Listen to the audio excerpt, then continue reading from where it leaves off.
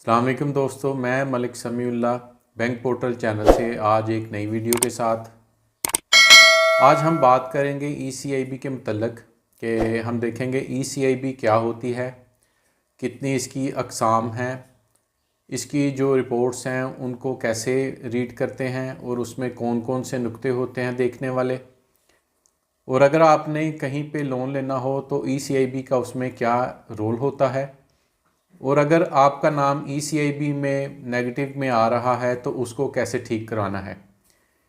एक एक करके हम सारी चीज़ों को अब देखते हैं।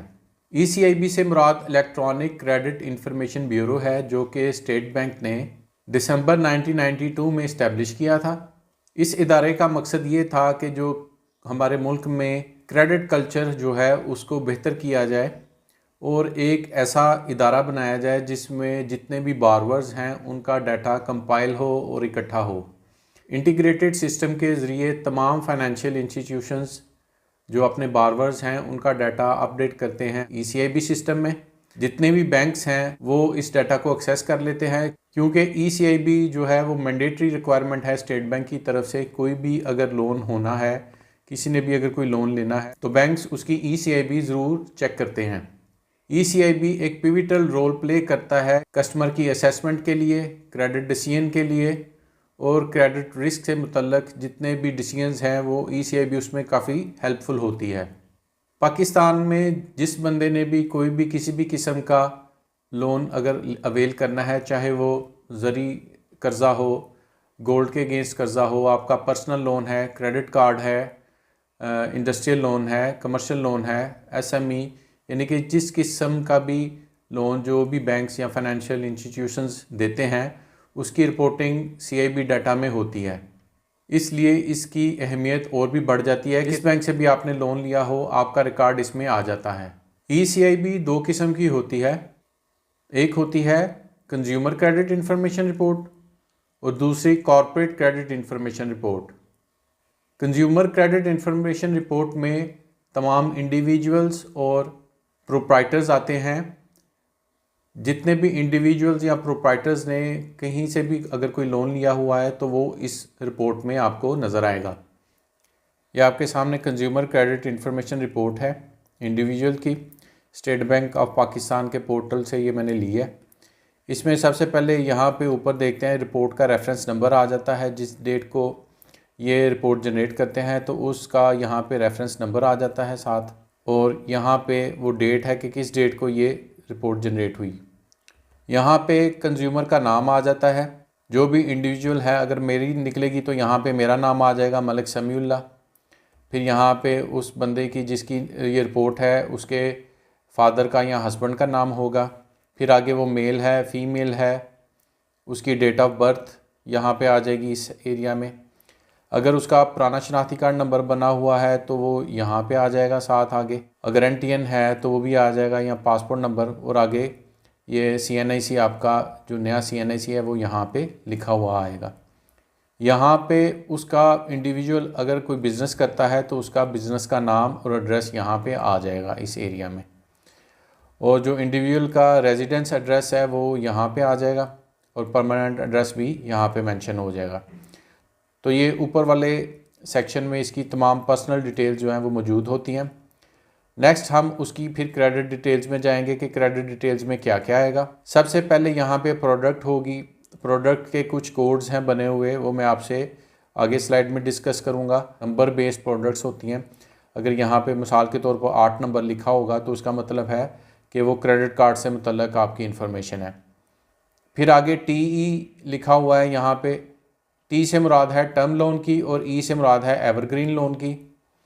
फिर आगे लिमिट लिखी हुई है कि आपकी कितनी लिमिट इशू हुई है। मिसाल के तौर पर अगर आपने कोई क्रेडिट कार्ड लिया है तो अगर आपकी लिमिट 3 लाख की है तो इस लिमिट वाले सेक्शन C में 3 लाख रुपए लिखा हुआ आएगा। फिर पोजीशन एज ऑफ, फिर जिस माह की ये रिपोर्ट होती है उस माह की पोजीशन यहाँ पे आती है D कॉलम में, वो डेट लिखी होती है कि ये किस डेट की आपको पोजीशन इस वक्त मिल रही है। फिर प्रेजेंट बैलेंस आता है आपका कि इसमें E कॉलम में कि जो अभी आउटस्टैंडिंग बैलेंस वो कितना है। जैसे कि मैंने पहले बताया कि C कॉलम में आपकी लिमिट आएगी। मिसाल के तौर पर अगर आपकी लिमिट 3 लाख है और लेकिन प्रेजेंट बैलेंस आपका 50,000 है तो वो 50,000 यहाँ पे आएगा। फिर मिनिमम अमाउंट ड्यू कितनी आ रही है आपकी बैंक की तरफ से, जो भी आपकी आउटस्टैंडिंग होगी, जो मिनिमम आपने हर सूरत में पे करनी होती है, वो अमाउंट एफ सेक्शन में आ जाएगी यहाँ पे। आगे आपका ओवरड्यू का सेक्शन है, जी, एच और आई वाले 3 ये सेक्शन ओवरड्यू के हैं। अगर आप टाइम पे अपनी इंस्टॉलमेंट्स वगैरह या ड्यू अमाउंट पे कर रहे हैं, मार्कअप वगैरह, तो फिर ये सेक्शन तीनों में आपका 0 आएगा। लेकिन अगर आपका बैलेंस 30 डेज से ओवरड्यू हो गया, यानी कि अगर आपने 30 दिन तक अपनी इंस्टॉलमेंट अगर आपकी थी, कोई गाड़ी ली हुई या इंस्टॉलमेंट थी, 30 डेज तक नहीं पे की तो यहाँ पे वो अमाउंट आएगी। अगर वो 30 डेज से 60 डे में चली जाती है तो यहाँ पे आएगी, और अगर 90 डेज़ में चली जाती है तो वो फिर आगे शो होती जाएगी। फिर जे कॉलम में एफ डेट से मुराद है फाइनेंस डेट, के किस डेट को ये फाइनेंस हुआ था वो यहाँ पे लिखी होती है। फिर आगे एम आर डेट लिखा हुआ है, एम से मुराद मैच्योरिटी डेट है और आर से मुराद रिन्यूअल डेट है। फिर एल कॉलम में सिक्योर्ड और अनसिक्योर्ड लिखा हुआ है कि ये सिक्योर्ड लोन है या अनसिक्योर्ड है। सिक्योर्ड से मुराद ये है कि इस लोन के अगेंस्ट बैंक ने कोई सिक्योरिटी रखी हुई है कि नहीं रखी हुई। जैसे मिसाल के तौर पर अगर आपने गोल्ड लोन लिया हुआ है तो बैंक गोल्ड रख के तो फिर लोन देगा, तो वो सिक्योर्ड लोन में आ जाएगा। अगर आपने क्रेडिट कार्ड लिया हुआ है तो वो अनसिक्योर्ड लोन होता है, उसमें अगर सिक्योरिटी नहीं ली, यानी कि लियन के बगैर अगर आपको क्रेडिट कार्ड बैंक ने दिया हुआ है तो वो अनसिक्योर्ड लोन में आ जाएगा। फिर आगे S/C है एम कॉलम में, इससे मुराद है कि सिक्योरिटी है या कोलेटरल है। अगले सेक्शन में क्रेडिट हिस्ट्री जो है आपकी 12 महीने की वो आ रही है सामने। ये देखें कि सबसे पहला कॉलम N जो है वो राइट ऑफ का कॉलम है। राइट ऑफ से मुराद ये है कि आपने अगर कोई लोन बैंक से लिया था और उसको आपने रिक्वेस्ट की कि मैंने ये पे नहीं करने, तो बैंक के पास ऑप्शन होती है कि वो राइट ऑफ कर दे, यानी कि माफ़, जिसको आम ज़बान में कहते हैं कि माफ़ कर देता है आपके लोन, लेकिन वो माफ़ नहीं होते, वो राइट ऑफ होते हैं और वो यहाँ पे शो भी हो रहे होते हैं। अक्सर ये होता है कि बंदा थोड़े से पैसों के लिए वो बैंक को कहता है कि नहीं जी मैंने नहीं पे करने, पैसे तो वो थोड़े से होते हैं लेकिन वो फिर राइट ऑफ में बैंक चला जाता है, और वो 500, हमने अक्सर देखा है कि थोड़ी थोड़ी अमाउंट है, 500 की, 1000, 2000, 5000 के क्रेडिट कार्ड के ड्यूज़ होते हैं, वो पे नहीं किए होते और वो राइट ऑफ के कॉलम में यहाँ पे आ जाते हैं। तो उससे एक नेगेटिव इम्पैक्ट जाता है बैंक को कि आप लोन जो है वो पे नहीं करते और राइट ऑफ पे चले जाते हैं। इसलिए अगर आपकी कोई हिस्ट्री राइट ऑफ की है तो वो क्लियर करवाएं। बेहतर यही है कि आप वो जो पैसे हैं वो उस बैंक में जमा करवा के उनसे रसीद लेके तो इसको क्लियर करवाना है यहाँ से। फिर डेट ऑफ राइट ऑफ आ जाती है ओ कॉलम में कि किस डेट को आपने ये राइट ऑफ जो है वो करवाया था। फिर इसमें number of times account went into overdue by, कि इसमें आपकी हिस्ट्री आती है कि एक साल में आपका कितने दिनों के लिए ओवरड्यू गया है, कि 30+ कितना गया है, कितनी दफ़ा गया है, 60+ कितनी दफ़ा गया है, 90+ कितनी दफ़ा गया है ओवरड्यू। तो इस तरीके से अगर आपने पूरे साल में 3 दफ़ा गया है तो यहाँ पे इस कॉलम पी में वो 3 दफ़ा लिखा हुआ होगा यहाँ पे। और अगर 60 डेज़ अगर आपका 2 दफ़ा गया है तो यहाँ 2 लिखा हुआ होगा। अगर आर कॉलम में आपका 90 डेज़ ओवरड्यू 1 दफ़ा भी गया है तो यहाँ पे आ जाएगा। इसलिए अगर आपकी क्रेडिट हिस्ट्री क्लियर होगी, यानी कि कोई भी ओवरड्यू नहीं है, तो ये कॉलम ब्लैंक होंगे, जिससे पता चल जाएगा कि आपका क्रेडिट बिहेवियर अच्छा है, बैंक के साथ आपके मामलात अच्छे हैं। फिर आगे ये भी एक सेक्शन है जिसमें 1 माह की भी डिटेल आती है, यानी कि 1 से 15 दिन के अंदर अंदर अगर आपने जमा करवाई है तो एस कॉलम में आ जाएगी कि कितनी दफ़ा आपने इस कॉलम में की है। फिर 16 से 20 दिनों के अंदर अगर हुई है, 21 से 29 दिनों के अंदर हुई है तो वो यहाँ यू कॉलम में, और अगर 30 डेज़ में जाके करवाई है आपने 30वें दिन जाके तो वो वी कॉलम में आ जाएगा। इसलिए जो क्रेडिट हिस्ट्री है आपकी ये क्लियर होनी चाहिए और आपको टाइमली सारे पैसे जमा करवाने चाहिए ताकि आपकी जो CIB रिपोर्ट है वो क्लियर रहे। फिर आगे CIB रिपोर्ट में मज़ीद ये है कि इंक्वायरिंग फाइनेंशियल इंस्टीट्यूशन कैटेगरी यहाँ पे आ रही है, इंक्वायरी डेट जो है वो यहाँ पे आ रही है कि किस डेट को आपकी CIB रिपोर्ट निकली है। फिर आगे एंड पे ये रिपोर्ट जो रेफरेंस नंबर है उसका वो आ जाएगा, आगे बैंक का, आगे रेफरेंस डेट, किस बैंक ने कितने बजे निकलवाई है, वो सारा डिटेल यहाँ पे आ जाती है। फिर आगे नेक्स्ट पेज पे चलते हैं। कंज्यूमर क्रेडिट इंफॉर्मेशन रिपोर्ट का ये दूसरा पेज है। इसमें पहली कैटेगरी लोन कोलेट्रल की है, फिर प्रोडक्ट कौन सी है और उसके प्रोडक्ट के साथ नंबर लिखा होगा और ओवरड्यूज़ में कितने आ रहे हैं, फाइनेंशियल इंस्टीट्यूशंस की कैटेगरीज़ आ रही हैं और ये आपकी 12 माह की हिस्ट्री आ रही है। अगर आपने राइट ऑफ भी करवाया है या कोई भी लोन है, अगर एक दफ़ा भी ओवरड्यू रहेगा, जिस माह में भी ओवरड्यू हो जाएगा तो वो 12 माह तक आपकी CIB रिपोर्ट में आता रहेगा।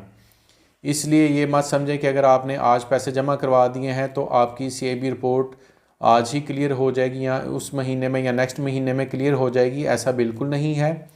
अगर आपने आज पैसे ओवरड्यू के अमाउंट जमा करवाए हैं तो वो निकलते निकलते उसको पूरा साल लग जाएगा। CIB रिपोर्ट में प्रोडक्ट के सेक्शन में यहाँ पे दिया होते हैं नंबर्स, तो कौन सी नंबर पे कौन सा प्रोडक्ट है वो हम अब देखते हैं। ये देखें जैसे कि कोड दिए हुए हैं कि 1 नंबर कोड है तो उसका मतलब है कि ये एग्रीकल्चर प्रोडक्शन लोन है। इसी तरह अगर आपने क्रेडिट कार्ड लिया है तो वो यहाँ पे 8 नंबर लिखा होगा। क्रेडिट कार्ड का जो कंज्यूमर लोन है वो 8 नंबर से यहाँ पे शो हो रहा है। अगर गाड़ी ली हुई है तो उसका 4 नंबर लिखा होगा और ऑटो लोन कार इजारा 4 नंबर में आता है। इस तरीके से एक्सपोर्ट रीफाइनेंस लिया हुआ है पार्ट 2 तो वो 11 नंबर है उसका।